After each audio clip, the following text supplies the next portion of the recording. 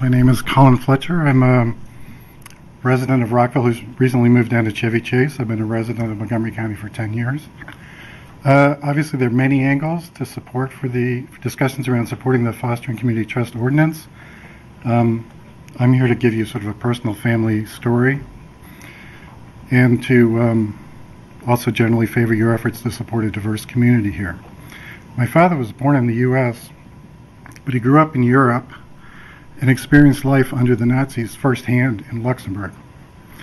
He was arrested by the Gestapo in his high school math class and taken to a prison camp where he spent about a year and a half before he was deported to the States.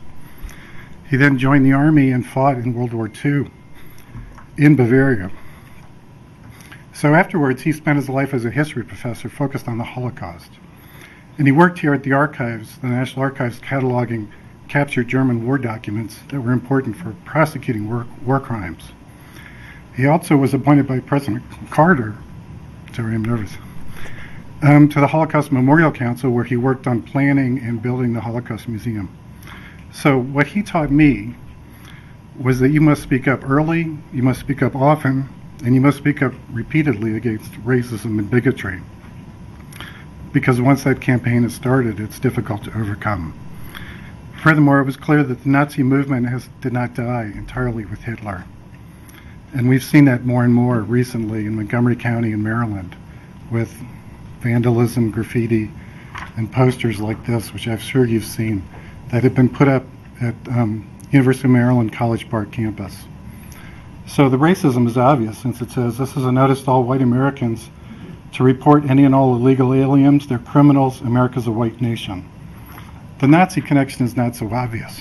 But if you look here, it's the Blood and Soil organization, right? So if you know your Nazi history, which these people apparently do, that refers to a program that Hitler put in place to take college students, have them live on a farm for a year and learn agrarian skills so that they could live in this utopia that he envisioned for the Aryan race.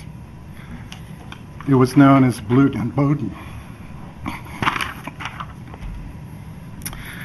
So, my thought is that while some people who testify against the ordinance will deny that they're racist, there are clearly a lot of people who are quite racist who are opposed to the ordinance. And I think what's important is to think that if my beliefs were endorsed by a Nazi organization, it would give me a lot of pause and lead to a lot of self-reflection. And I'm hopeful that there's a way to communicate with opponents of this ordinance to convince them to see another way. It takes a lot of work to counter this easy demonization of a small part of our community.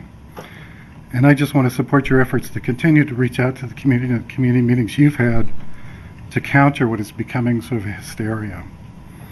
It's urgent that virulent hatred does not become endemic. Thank you.